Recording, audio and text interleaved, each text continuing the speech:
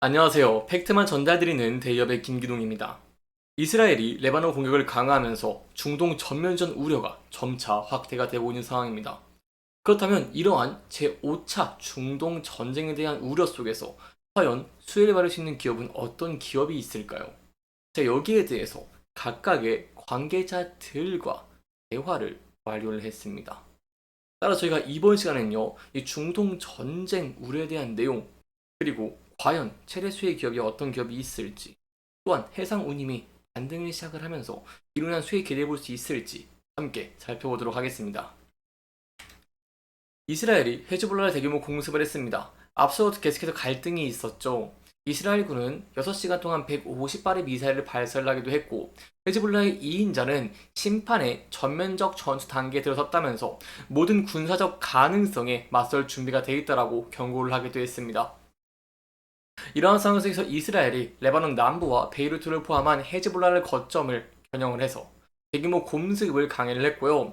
2006년 양국 간의 전쟁 이후 최대 규모의 인명 피해를 초래를 했습니다. 레바논 보건부에 따르면 이날 하루에만 최소 356명이 사망을 하고 1246명이 부상을 입었다는 말이 나오는 만큼 중동 전쟁에 대한 우려가 굉장히 커지고 있는 상황이고 전면적 확대 가능성이 점점 커지고 있는 상황입니다. 그렇다면 이러한 상황 속에서 과연 수혜를 받을 수 있는 기업, 어떤 기업이 있을까요? 여기에 대해서 각각의 해운사들에게 직접 대화를 완료했습니다. 이러한 고전은 중동 위기에 대한 수혜, 과연 관계자의 답변은 어떠한 답변이 나왔을까요? 제가 직접 대화를 진행을 했습니다. 흥하해운 같은 경우에는 홍해에 진압하는 선박이 아예 없는 것으로 알고 있는데 이렇게 테마성으로 상승을 많이 하기도 했습니다. 그렇다면 여기에 대한 이유가 과연 어떤 게 있을까요? 여기에 대한 답변 바로 이렇게 왔습니다. 사실 어떠한 상황으로 이렇게 이슈가 됐는지 내부적으로도 궁금해하고 있는 상황이다 라는 답변을 들었고 테마성으로 움직이고 있기 때문에 직접적인 연관은 없다라고 저희가 볼 수 있겠습니다. 그렇다면 그 다음은 바로 어떠한 기업이 있을까요? 바로 대한해운에 있다고 볼 수 있겠습니다. 대한해운에게도 제가 직접 대화를 진행을 했습니다. 이 비슷한 답변을 받았는데요. 바로 홍해를 지나는 선박이 많지 않으면서 좀 복합적인 요인이 많다는 답변을 받았습니다. 그렇기 때문에 저희가 좀 지켜볼 수 있는 포인트가 회사들의 직접적인 영향이 아님에도 불구하고 해운주들의 상승과 더불어 영향을 받고 있는 상이다 라는 부분들 대한해운과 흥하해운 염두에 두시면 좋을 것 같습니다. 왜냐면 두 선사는요 컨테이너 선이 아니라 벌크선과 탱커선에 집중을 하고 있죠. 이 벌크와 탱커는 운항 항로가 단순해서 물류 대량 가능성이 크지 않습니다. 따라서 다른 해운사들, 벌크 선사들도 영향이 크지 않은 것으로 저희가 볼 수 있겠는데 그렇다면 과연 수혜를 받을 수 있는 기업은 어떠한 기업이 있을까요? 바로 컨테이너 선사인 HMM이 있다라고 볼 수 있겠는데요. 제가 굉장히 긍정적인 답변을 들었습니다. 과연 어떤 내용일까요? 제가 이러한 전면전 우려, 지정학적 리스크에 대한 수혜적인 부분 직접 대화를 진행 완료했습니다. 답변은 굉장히 긍정적인 답변이 나왔는데요. 일단 HMM 같은 경우는요. 홍해 이슈는 유지가 되고 지속이 될 것으로 보여지고 있는 상황이다. 라는 답변을 들었습니다. 또한 직접적인 수혜가 이 홍해 이슈가 지속적으로 발생을 하면 공급을 흡수하는 효과가 발생을 하기 때문에 기대 가능한 포인트가 굉장히 큰 기업 중에 하나라고 볼 수 있겠죠. 사실 수혜주 운하 대신에 희망봉을 우회함에 따라서 운항 시간이 큰 폭으로 증가를 했습니다. 보통 전기선사들은요, 이 정도 길어집니다. 그리고 항만 적재 현상이 발생을 했죠. 이는 이 선복의 적재 능력, 공급량의 감소를 초래를 하기 때문에 결과적으로 앞서도 운임이 상승하는 모습을 보였고 이러한 중동 전쟁이 확산이 된다라고 한다면 이러한 운임 추가적으로 상승할 가능성도 굉장히 크다라고 볼 수 있겠습니다. 여기에 대해서 실질적인 팩트로 좀 여러분들에게 전달을 드리도록 하겠습니다. 일단 홍해 사태 이후에요. 수에즈 운하를 통하는 선박이 굉장히 줄었습니다. 곧바로 해운 물류에 병목 현상이 발생을 했죠. 굉장히 큰 폭의 차이가 났는데요. 여기 왼쪽에 보이시는 그래프를 보면은 이 파랑색은 희망봉 우회 선봉량이고 민트색은 수에즈 운하의 통행 선봉량입니다. 이 수에즈 운하를 통과하는 선봉량은요. 약 9배 정도 급감을 했습니다. 반면에 희망봉을 우회하는 서몽양 같은 경우에는 약 30배 이상 증가하는, 폭발적으로 증가하는 모습을 보이기도 했죠. 그렇기 때문에 이러한 중동 리스크, 중동 전면전이 점차 확대가 된다고 한다면 이 우회 항로를 체득하는 기간이 굉장히 늘어나겠죠.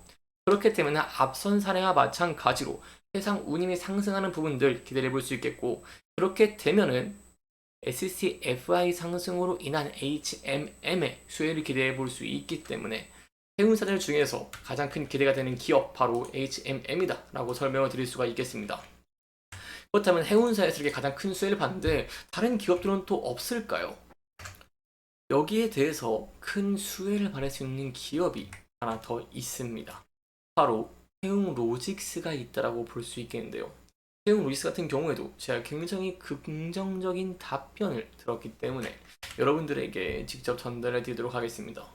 제가 직접 여쭤봤습니다. 이렇게 중동 전면전 우려 굉장히 확대되고 있는 상황 속에서 과연 기대 가능한 수혜가 어떤 게 있을지 제가 여쭤봤어요. 바로 여기에 대한 답변 굉장히 긍정적으로 왔습니다. 함께 보시면은 전쟁으로 인해서 선사들은 우회해서 가야 되며 이에 따른 여파로 운행료가 올라갈 것이고, 이렇게 된다라고 한다면 해운 로직스의 실적적인 측면 또한 회사에 도움이 될 것으로 보고 있는 사안이다 라는 답변을 들었습니다.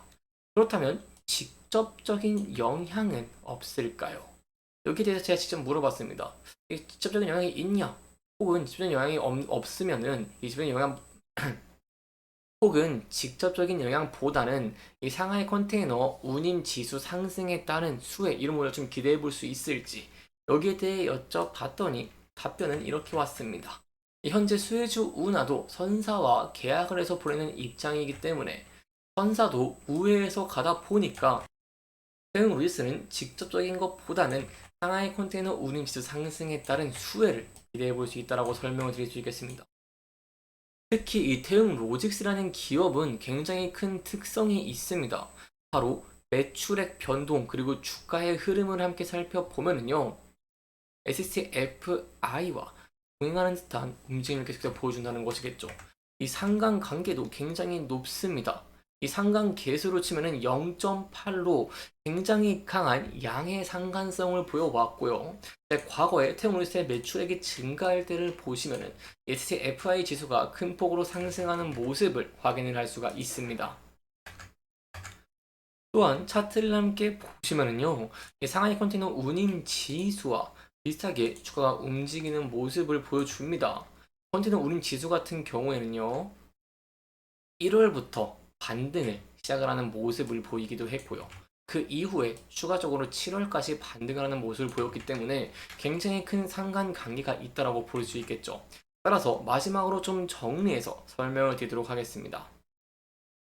저희가 이렇게 전쟁, 중동 전면전 우려가 점차 확대가 될수록 두 개의 기업, 바로 컨테이너 선사 영향이 큰 HMM과 해운 로직스의 수혜를 기대해 볼 수 있겠고요. 특히 HMM은 이제 한국에서 거의 유일한 컨테이너 선사이기 때문에 여기에 따른 큰 수혜 기대해 볼 수 있겠고요. 뭐 벌크라던가 이 케미컬을 하고 있는 회사들보다는 컨테이너 선사와 연관이 큰 기업들 위주의 수혜적인 부분들, 좀 기대 가능하다라는 부분들 염두에 두시면 좋을 것 같습니다. 따라서 중동 전쟁이 점차 확대가 될 수 있을지, 전면전 우려가 점차 확대가 되면서 이로 인한 대응 로직스와 HMM의 수혜가 기대가 될 수 있을지 계속해서 여러분들에게 전달드리도록 하겠습니다.